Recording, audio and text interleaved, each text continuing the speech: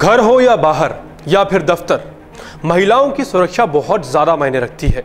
लेकिन अगर महिलाओं के प्रति बढ़ते अपराधों पर नजर डालें तो महिलाओं का शोषण का मामला थमने का नाम नहीं ले रहा है।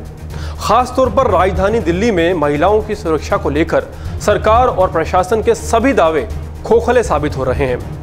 महिलाओं पर शोषण और पुलिस थाने में दर्ज हुए मामलों पर अगर नजर डालें तो जिन श्रेणियों में अपराध दर्ज किए गए हैं उनमें मुख्य रूप से बलात्कार, दहेज हत्या, घर या दफ्तर में यौन उत्पीड़न, अपहरण, किसी को फुसलाकर या धमकाकर भगा ले जाना, ससुराल वालों द्वारा की गई करतूत और सेक्स के व्यापार में धकेलना शामिल है। लेकिन सभी से ज़्यादा जो अपराध महिलाओं के प्रति राजधानी दिल्ली में देखने को मिलता है वो है ईव टीजिंग, यानी कि छेड़छाड़ का मामला। और हद तो तब हो गई जब जानी मानी एक्ट्रेसेस और मोदी सरकार में वस्त्र मंत्रालय की खास मंत्री स्मृति ईरानी को बदमाशों ने नहीं बख्शा। जी हाँ, किस्सा दिल्ली का है, जहां सरकार यूं तो बड़े बड़े दावे करती है, लेकिन क्या सच में महिलाएं सुरक्षित हैं या फिर ये मात्र एक भ्रम है, सिर्फ एक गलत फहमी है? आखिर आप कैसे मान सकते हैं कि आपकी बहन बेटी राजधानी दिल्ली की सड़कों पर सुरक्षित है, जबकि एक कैबिनेट मिनिस्टर को अपनी सुरक्षा के लिए गुहार लगानी पड़ती है? पेश है एक रिपोर्ट। अगर महिला कैबिनेट मंत्री सुरक्षित नहीं है तो फिर कौन सुरक्षित है राजधानी दिल्ली में? दिल्ली में खुलेआम घूमते बदमाश बेफिक्र क्यों हैं? स्मृति ईरानी ने मांगी सुरक्षा। स्मृति ईरानी ने खुद के बचाव के लिए पुलिस बुलाई। बाल बाल बची स्मृति ईरानी, बदमाशों ने शराब पीकर किया पीछा। केंद्रीय कपड़ा मंत्री, पूर्व मानव संसाधन विकास मंत्री और टेलीविजन अभिनेत्री स्मृति ईरानी। जी हां, ये वो ही स्मृति ईरानी है जिन्होंने निर्भया कांड के बाद सरकार को घेरा था और उस समय की सरकार पर गंभीर आरोप भी लगाए थे। स्मृति ईरानी आए दिन महिलाओं की सुरक्षा को लेकर तरह तरह की बयानबाजी करती रहती हैं। लेकिन ऐसी भी क्या मजबूरी है कि आज उन्हें भी राजधानी दिल्ली में खतरा महसूस हो रहा है। और ये खतरा किसी आतंकवादी संगठन से नहीं है, बल्कि ये खतरा उन 4 बदमाशों से है जिन्होंने उनका जीना मुश्किल किया हुआ है। जिस देश में तत्कालीन कैबिनेट मंत्री सुरक्षित नहीं है, उस देश में बाकी की जनता और असहाय महिलाओं की सुरक्षा के बारे में क्या कहा जा सकता है? आखिर इस देश में हो क्या रहा है?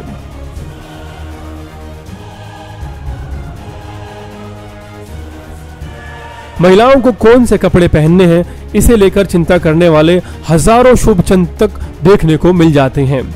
लेकिन आखिर ऐसा क्यों है कि देश की एक सशक्त महिला, एक प्रसिद्ध अभिनेत्री और एक कामयाब नारी जिसे लोग स्मृति ईरानी के नाम से जानते हैं, वो खुद को राजधानी में आने के बाद असुरक्षित महसूस करती है?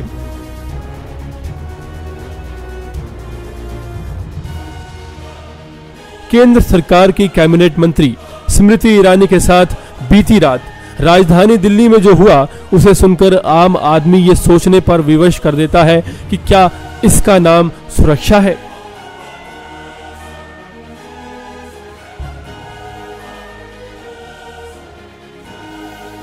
आपको बता दें कि बीती रात स्मृति ईरानी की गाड़ी का पीछा 4 बदमाशों ने किया। और ना सिर्फ पीछा किया, उन्होंने वो सभी हरकतें की जिसकी वजह से आए दिन दिल्ली बदनाम रहती है। जो सबसे गंभीर प्रश्न इस घटना के बाद सामने आया है वो ये है कि आखिर क्यों सरकार सिर्फ खोखले दावे करती है?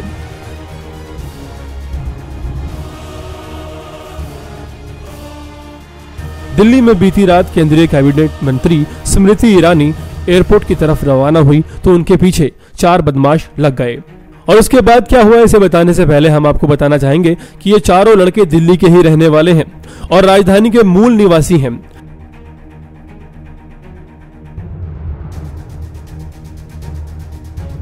इस घटना को अंजाम देने से पहले इन चारों लड़कों ने खुलेआम शराब भी पी और उसके बाद जो इन्होंने किया उसको सुन के आपको यकीन नहीं होगा।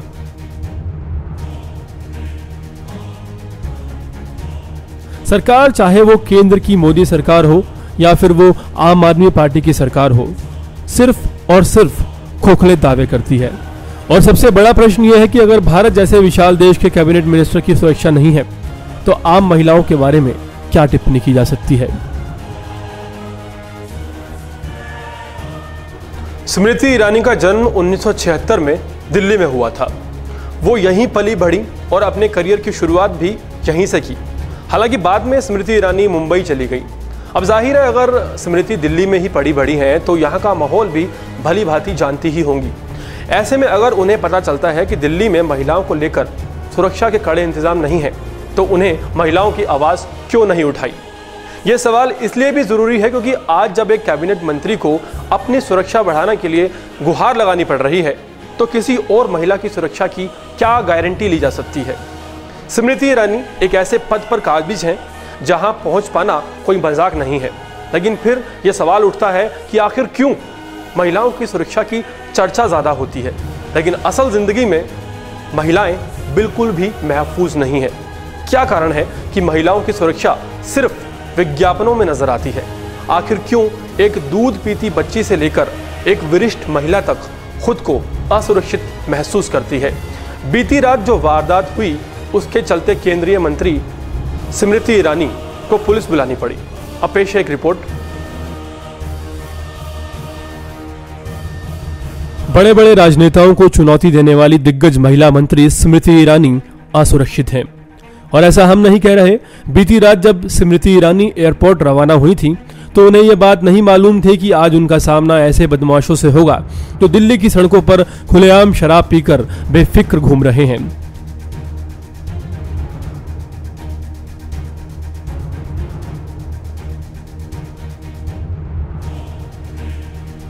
उन्हें पुलिस तक का कोई डर नहीं। इन बदमाशों के मन में कानून का कोई खौफ नहीं। जरा सोचिए अगर कैबिनेट मंत्री ये कहे कि मुझे देश की राजधानी में आवारा बदमाशों से खतरा है तो फिर देश की किसी और महिला के बारे में क्या टिप्पणी की जाए?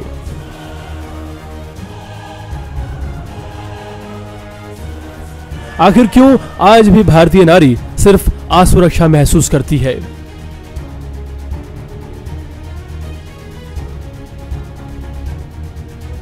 बीती रात 18 से 19 साल के 4 लड़के अपनी गाड़ी से स्मृति ईरानी का पीछा करने लगे। जैसे ही स्मृति ईरानी की गाड़ी एयरपोर्ट से रवाना हुई, नशे में धुत 4 बदमाशों ने अपनी गाड़ी कैबिनेट मंत्री स्मृति ईरानी की गाड़ी के पीछे लगा दी और फिर ये 4 बदमाश काफी दूर तक स्मृति ईरानी का पीछा करते रहे।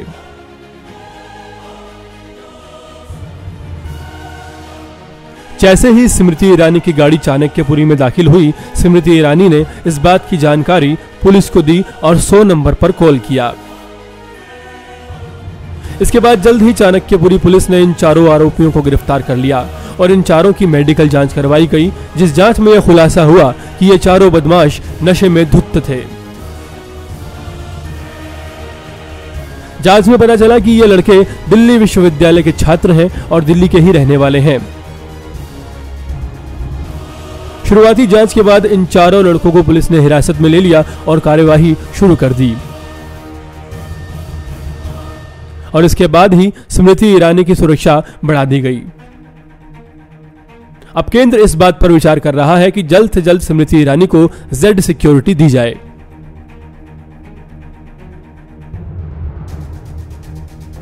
अभिनय से राजनीति में आई स्मृति ईरानी जो देश के एक ऐसे पद पर बैठी हैं जहां से समाज को एक नई दिशा देना बहुत ही आसान है। भाजपा का नेतृत्व करने वाली ये दिग्गज महिला नेता अगर चाहे तो महिलाओं की सुरक्षा को लेकर एक मुहिम छेड़ सकती हैं।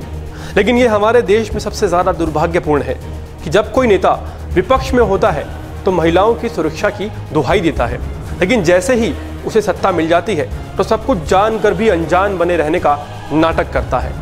हमें नहीं पता कि स्मृति ईरानी का इस तरह से जेड सिक्योरिटी की मांग करना सही है या गलत है, लेकिन एक सवाल मन में ज़रूर आता है कि क्या स्मृति ईरानी देश की बाकी पीड़ित महिलाओं को भी जेड सिक्योरिटी दिलवा पाएंगी? आज के लिए इतना ही। अपने दोस्त अर्पण को इजाज़त दीजिए। नेक्स्ट 9 न्यूज़ देखते रहिए। नमस्कार। Subscribe now to receive new updates, reviews and news.